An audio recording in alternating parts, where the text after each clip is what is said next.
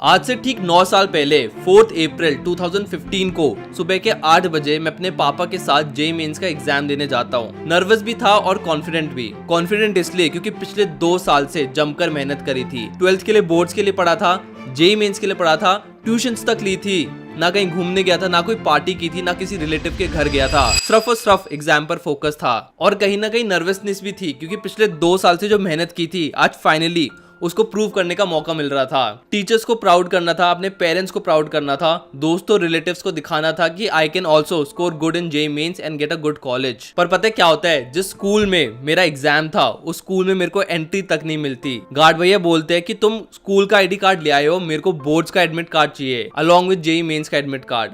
But मैं school का ID card ले गया था, इसकी वजह से मेरे को गार्ड एंट्री ही डिनाई कर देता है। एक एक करके सारे बच्चे स्कूल के अंदर चले जाते हैं एंड मेरे को एंट्री तक नहीं मिलती। एग्जाम की बेल बज जाती है, लोग पेपर तक देना शुरू कर देते हैं एंड मैं वहीं पर खड़ा था अपनी 2 साल की मेहनत के साथ स्कूल के बाहर। ऊपर से बारिश भी होने लग जाती है, कीचड़ कीचड़ हो जाता है एंड फाइनली गार्ड और टीचर से 1000 बार रिक्वेस्ट करने के बाद वो मेरे को फाइनली एंट्री दे देते हैं। एंट्री तो मिल जाती है बट कॉन्फिडेंस नहीं मिलता।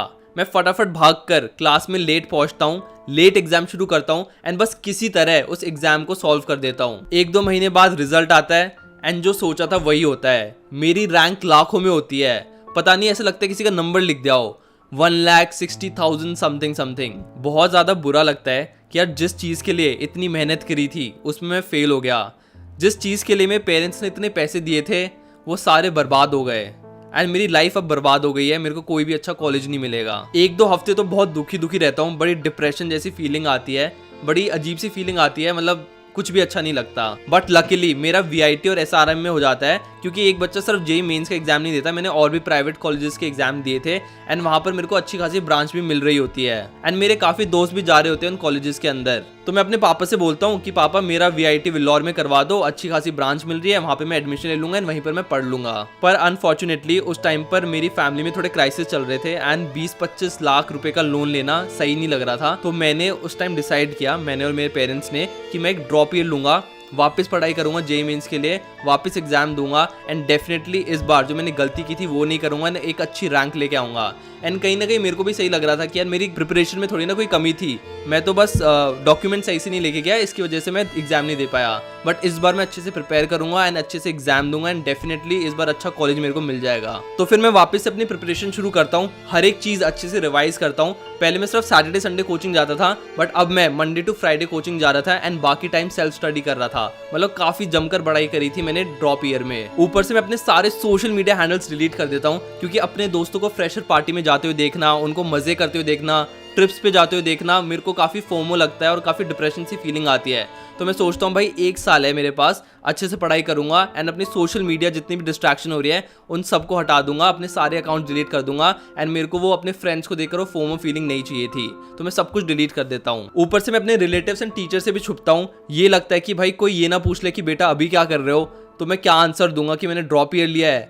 तो मैं उन चीज़ों से भी बचने की कोशिश करता हूँ काफ़ी ज़्यादा। एंड ड्रॉपर्स की काफ़ी लोनली सी लाइफ होती है, no social media, no social life, ना किसी रिलेटिव से बात करनी, ना किसी टीचर से, ना अपने पुराने दोस्तों से। तो बस यही रूटीन था, Monday to Friday coaching centre and बाकी टाइम सेल्फ स्टडी।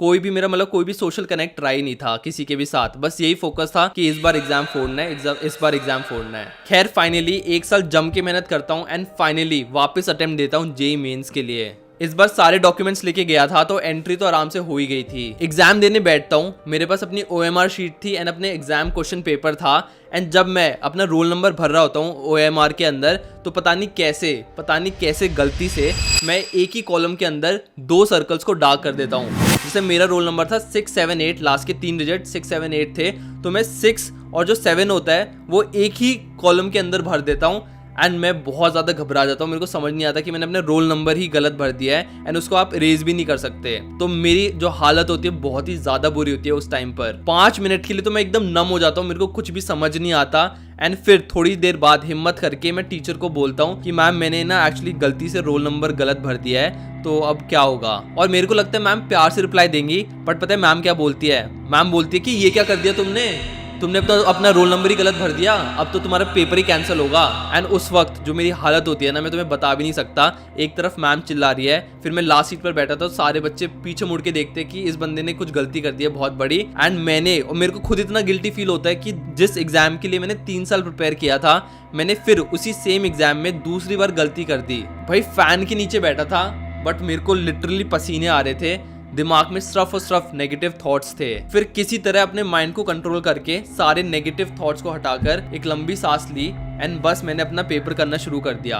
पहले क्वेश्चन में ही मेरे को 10-15 मिनट लग गए क्योंकि इतने सारे थॉट्स वगैरह सब कुछ चल रहा था, बट किसी तरीके से मैंने बस उस एग्जाम को किसी भी तरीके से बस पूरा कर दिया। पर इसके बाद, इस एग्जाम के बाद शुरू होती है मेरी एक्चुअल डिप्रेशन स्टोरी। किसी तरह मैंने एग्जाम तो दे दिया, घर भी वापस आ गया एंड घर में घुसने के बाद सबसे पहला क्वेश्चन जो मेरी मम्मी पूछती है, पेपर कैसा गया। क्या बताऊँ, मतलब मन में इतना सब कुछ चल रहा था, बहुत डिस्टर्बेंस थी, एकदम डिप्रेस हो रखा था, बट मेरे मुंह से सिर्फ एक ही चीज़ निकली कि पेपर अच्छा गया मम्मी। एंड मम्मी भी बोलती कि भाई अब फाइनली तुमने इतनी मेहनत की है, फाइनली तुमने एग्जाम दे दिया, अब चिल करो, पार्टी करो, अब कोई भी टेंशन लेने की जरूरत नहीं है। बट मम्मी को क्या पता था कि एग्जाम से पहले मैं रिलैक्स था, अब तो मतलब नींदें उड़ चुकी है, कुछ समझ ही नहीं आ रहा। और आप खुद ही सोचो कि आप एक एग्जाम के लिए, अगर आप एक चीज़ के लिए 3 साल इतनी मेहनत करो, इतने पैसे लगाओ, इतना टाइम लगाओ, इतने एफर्ट्स लगाओ, एंड उसमें आप गलती कर दो तो क्या ही फीलिंग होती है। जो वो फेलियर की फीलिंग थी ना, वो बहुत ही ज्यादा बढ़ चुकी थी। उस टाइम पर तो यही लग रहा था कि अब अच्छा कॉलेज नहीं मिलेगा, मतलब जिस एग्जाम से सारे गवर्नमेंट कॉलेजेस मिल रहे थे जेईई मेन से, उसी में मैंने गलती कर दी। अब प्राइवेट कॉलेज में एडमिशन लेना पड़ेगा, जॉब नहीं मिलेगी, बेरोजगार रह जाऊंगा, लाइफ बर्बाद है। क्योंकि जितने भी मेरे कोचिंग के एंड स्कूल के टीचर्स थे, उन्होंने यही बोला था कि बेटा 12th में मेहनत कर लो, अच्छा कॉलेज ले लो, तुम्हारी लाइफ सफल हो जाएगी। बट मैंने तो भाई पूरा फकअप ही कर दिया अपने एग्जाम में। अब तो मतलब मेरी लाइफ ही बर्बाद है, क्योंकि हमेशा से 2-3 साल से मेरे को लोग यही बता रहे थे कि कॉलेज इंपॉर्टेंट है, कॉलेज इंपॉर्टेंट है। बट जिस एग्जाम से कॉलेज मिल रहा था, मैंने तो वो एग्जाम खराब कर दिया, वो भी दूसरी बार। तो ये सारे थॉट्स मेरे दिमाग में चल रहे थे। एंड आई नो, जिसने भी अपनी लाइफ में कोई भी फेलियर देखा है, चाहे वो एग्जाम से रिलेटेड हो, बिजनेस से रिलेटेड हो, रिलेशनशिप से रिलेटेड हो, तो ये सारी चीजें तो बंदा फेस करता ही है। बट ये वीडियो फेलियर के बारे में नहीं है, ये वीडियो है हाउ टू हैंडल फेलियर, कैसे मैंने अपने फेलियर को हैंडल किया एंड मैंने क्या अपने माइंडसेट में चेंज किया, जो आज मैं काफी ज्यादा खुश हूँ एंड मेरे हिसाब से काफी ज्यादा सक्सेसफुल भी हूँ। एंड ये वीडियो भी मैं उन्हीं लोगों के लिए बना रहा हूँ जिन्होंने अपनी लाइफ में फेलियर देखा है, जिनका सेल्फ कॉन्फिडेंस एकदम खत्म हो चुका है, धज्जियां उड़ चुकी है सेल्फ कॉन्फिडेंस की, एंड उनको समझ नहीं आ रहा कि अब मेरे को लाइफ में क्या करना चाहिए एंड कैसे वो इस फेलियर से डील करे। कुछ चीज़ों ने मेरे को बहुत हेल्प किया है एंड डेफिनेटली अगर आप उनको अप्लाई करोगे तो आपको भी काफ़ी ज़्यादा हेल्प करेगा टू ओवरकम योर फेलियर। अब मैं आपको 3 स्टेप मॉडल देता हूं to face any kind of failure. Number 1 is write down all your consequences. Suppose आप किसी भी चीज़ में फेल होते हो, चाहे फिर वो एग्जाम है, बिजनेस है, रिलेशनशिप है, उस सबके कॉन्सिक्वेंसेज लिख दो कि आपके फेल होने के बाद क्या क्या होगा आपके साथ, क्या क्या उसके कॉन्सिक्वेंसेज होंगे। जैसे जब मैं अपने एग्जाम में फेल हुआ तो 3 कॉन्सिक्वेंसेज मेरे को दिख रहे थे। सबसे पहला कि मेरे पेरेंट्स चाहे तो बहुत ज्यादा गुस्सा होंगे, बहुत ज्यादा सैड होंगे। दूसरा मेरे को दिख रहा था कि यार अच्छा कॉलेज नहीं मिलेगा तो जॉब अच्छी नहीं मिलेगी। एंड तीसरा मेरे को यही दिख रहा था कि अपने दोस्तों रिलेटिव्स को क्या बोलूंगा कि जिस एग्जाम के लिए इतना प्रिपेयर किया है उसमें फिर से आज बेकार रैंक आई है। तो ये 3 कॉन्सिक्वेंसेज मेरे को दिख रहे थे अपने फेलियर के। ऐसे आपके क्या कॉन्सिक्वेंसेज है उसको एक पेपर पर नोट डाउन कर लो। Second is start solving them. पता है एक फेलियर की सबसे बड़ी प्रॉब्लम क्या है? जितना बड़ा वो फेलियर होता नहीं है, उससे ज्यादा आपको अपने दिमाग में लगता है कि मैं बहुत बड़ा फेलियर हूं, बट एक्चुअल में रियल में वो इतना बड़ा फेलियर होता नहीं है। जैसे जब मैं अपने एग्जाम में फेल हुआ तो मेरे को लग रहा था कि भाई बहुत बड़ा फेलियर हूं मैं, लोग आकर मेरे को बोलेंगे कि भाई तू लूजर है, तू फेलियर है। बट एक्चुअल में ऐसा कुछ हो नहीं रहा था, सब अपना ही काम कर रहे थे, मेरे को कोई मेरे ऊपर ध्यान भी नहीं दे रहा था। बट मेरे मन में ऐसा लग रहा था कि भाई तू तो फेल हो चुका है, तू ही दुनिया का सबसे बड़ा फेलियर है, लूजर है। बट ऐसा एक्चुअल में कुछ था नहीं। ऊपर से मेरा सेल्फ कॉन्फिडेंस भी बहुत ही खत्म हो गया था। मेरे को लग रहा था कि मैं इस एग्जाम में फेल हो गया हूं तो आगे फ्यूचर में मैं जो भी करूंगा उसमें भी फेल हो जाऊंगा। तो अपनी सेल्फ कॉन्फिडेंस की तो एकदम धज्जियां उड़ चुकी थी। पर जब मैंने इन कॉन्सिक्वेंसेस को लिखा ना एंड एक एक करके सॉल्व किया, तब मेरे को पता चला यार मैं तो बेफालतू में टेंशन ले रहा था, इतना बड़ा फेलियर है नहीं जितना मैंने अपने दिमाग में बना लिया है। जैसे जब मैंने अपने पेरेंट्स को खुल के बता दिया कि यार ये मिस्टेक हो गई है मेरे एग्जाम में, मेरे को लग रहा था वो बहुत ज्यादा गुस्सा होंगे, बहुत ज्यादा दुखी होंगे, बट एक्चुअल में वो काफी सपोर्टिव थे। मतलब जो चीज मैं सोच रहा था उसके एकदम ही ऑपोजिट निकले। उन्होंने कहा बेटा कोई नहीं, लाइफ में ऐसे सब कुछ होता रहता है एंड हम लोग जाएंगे एग्जाम सेंटर के वहाँ पर जाएंगे एंड पूछेंगे कि अब क्या हो सकता है, तो तुम टेंशन मत लो। तो मेरे पेरेंट्स काफ़ी ज़्यादा सपोर्टिव थे, बट मेरे को ऐसा लग रहा था कि भाई वो चाहे तो बहुत ज़्यादा सैड हो जाएंगे या फिर बहुत ज़्यादा गुस्सा हो जाएंगे, बट ऐसा कुछ हुआ नहीं। सेकेंड इज मेरे को लग रहा था कि अच्छा कॉलेज मिलेगा तो अच्छी जॉब मिलेगी, पर फिर मैंने देखा कि जो लोग अच्छे कॉलेज में पढ़ भी रहे हैं एट द एंड करनी तो उनको जॉब ही है ना। तो मेरे को लगा कि अगर मैं बेकार कॉलेज में भी चला जाता हूँ तो मेरे पास 3 से 4 साल होंगे किसी भी स्किल को डेवलप करने के लिए, एंड मैं वहां से कोई बिजनेस स्टार्ट कर लूंगा या फिर कोई और अच्छी जॉब पकड़ लूंगा एंड फाइनली एक अच्छा पैकेज ले ही लूंगा। फिर फर्क नहीं पड़ता मेरा कॉलेज अच्छा है या फिर बेकार, मैं अपनी स्किल्स पर काम करूंगा। और वैसे भी जेईई मेंस का डायरेक्ट कनेक्शन जॉब से थोड़ी ना होता है, जेईई मेंस से तो आपको कॉलेज मिलता है एंड फिर कॉलेज से जॉब मिलती है। तो अगर मेरा बेकार कॉलेज में भी होता है तो 3 से 4 साल मेरे पास होंगे अपनी लाइफ को टर्न अराउंड करने के लिए। और वैसे भी जो अच्छे कॉलेजेस में है वो कौन सा बहुत ज्यादा उखाड़ रहे हैं। जैसे रिसेंटली न्यूज आई थी कि आईआईटी बॉम्बे तक में 36% लोग हैं जो अनएम्प्लॉयड हैं, जिनकी जॉब नहीं लगी। तो ऐसा तो है नहीं कि अच्छे कॉलेज का मतलब है 100% प्लेसमेंट मिलेगी आपको, मतलब आईआईटी बॉम्बे जैसे कॉलेजेस में भी 36% लोग अनएम्प्लॉयड है। एटलीस्ट मेरे पास 2 हाथ 2 पैर 2 आंखें तो है, कुछ ना कुछ तो उखाड़ ही लेंगे आगे के कुछ सालों में। थर्ड इज लोग क्या कहेंगे, दुनिया क्या सोचेगी मेरे बारे में, रिलेटिव्स एंड दोस्त क्या सोचेंगे मेरे बारे में। उनके लिए तो यही बोलूंगा कि आप जिंदगी में कुछ भी कर लो, लोग तो आपको जज करेंगे ही। आप सक्सेसफुल हो जाओगे तब भी लोग जज करेंगे, आप फेलियर हो जाओगे तब भी लोग जज करेंगे, एंड दूसरों के हिसाब से अगर आपने जीना शुरू कर दिया तो अपने लिए कब जियोगे। एंड अगर आप लोगों के हिसाब से अपने लाइफ के डिसीजन लोगे तो रिग्रेट करोगे, एंड आपसे ज्यादा बेवकूफ कोई भी नहीं है। बाकी रिसेंटली मैंने एक निखिल कामत की शॉर्ट भी देखी थी, मैं उसको अभी डाल देता हूँ। There's one motto I follow in life now. Like at the end of it, each time you don't do well at an exam, you don't get good marks, that girl you like does not like you back, you're jealous of another friend in your class in college. I think the one thing to remember at the end of it all is सब मरने वाले हैं. Don't take life more seriously than it has to be. Have more fun in life and truly live. So nobody cares about your result. किसी को भी फर्क नहीं पड़ता आपके रिजल्ट से, एंड कुछ टाइम बाद आपको भी फर्क नहीं पड़ेगा अपने फेलियर से। पास्ट इज पास्ट, एक बार गुजर गया तो चला ही जाता है। मेरे को ही देख लो, एक बार जो मेरे को इतना बड़ा फेलियर लग रहा था, आज मैं 2 लाख लोगों के सामने अपना फेलियर बता रहा हूँ। तो जब टाइम पास हो जाता है तो वो चीज काफी ज्यादा छोटी लगती है। बाकी अगर आपको किसी भी चीज की टेंशन हो रही है तो ये वाला एक कोट याद रखना कि ऐसी कोई प्रॉब्लम है जिसको आप सॉल्व नहीं कर सकते तो उसकी टेंशन क्या लेनी, एंड अगर कोई प्रॉब्लम जिसको आप सॉल्व कर सकते हो तो भाई उसको सॉल्व ही कर लो, उसकी टेंशन लेके क्यों बैठे हो। Now the third point to deal with failure is not to deal with the failure. हमें लगता है कि लाइफ में कोई भी ना फेलियर नहीं होना चाहिए, हमेशा सक्सेस मिलनी चाहिए, बट अगर आपको सक्सेस मिलती रहेगी तो लाइफ काफी बोरिंग हो जाती है। Life is meant to be like a roller coaster, कभी सक्सेस कभी फेलियर, कभी सक्सेस कभी फेलियर, ऐसी कोई भी चीज़ हमेशा रहती नहीं है। अगर आज आप खुश हो तो हो सकता है कुछ टाइम बाद आप दुखी हो, एंड अगर आप दुखी हो तो डेफिनेटली कुछ टाइम बाद आप खुश भी होगे।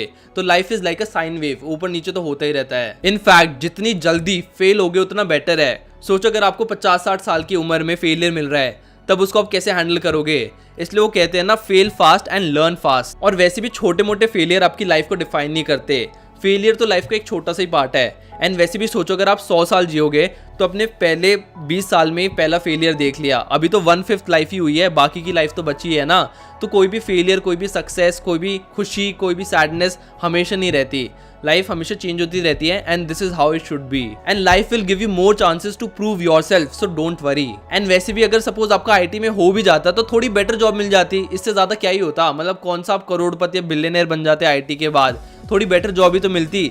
तो कोई नहीं, बाकी के 3-4 साल मेहनत करके कुछ और फोड़ लेना, कुछ और बिजनेस स्टार्ट कर लेना या कोई और अच्छी जॉब पकड़ लेना। वैसे भी आजकल का जॉब मार्केट कॉलेज डिग्री पे इतना ज्यादा फोकस नहीं है, बट स्किल फोकस बहुत ज्यादा हो गया है। ऊपर से मेरे को लगता था ये जो आईआईटीएंस होते हैं ना बहुत ज्यादा स्मार्ट होते हैं, यही लोग फोड़ते लाइफ में। बट फिर मैंने एक अंकल को देख लिया जो 12th फेल थे एंड आज वो करोड़ों का बिजनेस कर रहे हैं। इनफैक्ट आप भी काफी लोगों को जानते होंगे जो शायद 12th फेल हो या फिर अच्छे कॉलेज से भी ना हो, बट आज वो अच्छा खासा अपनी लाइफ में कर रहे हैं एंड करोड़ों रुपए कमा रहे हैं। एंड बहुत लोग तो कॉलेज तक नहीं जाते एंड वो भी अच्छा खासा कर रहे हैं, जैसे ओयो के फाउंडर हो गए या फिर निखिल कामत हो गए जीरोधा के फाउंडर। तो आज ये बंदे बिलियनर्स है एंड ये कॉलेज तक नहीं गए। और बहुत सारे बच्चे आईआईटी में जाके तो ये रियलाइज करते हैं कि उनको इंजीनियरिंग करनी नहीं है, वो फिर कुछ और करने लग जाते हैं। And at the end what matters is, are you happy?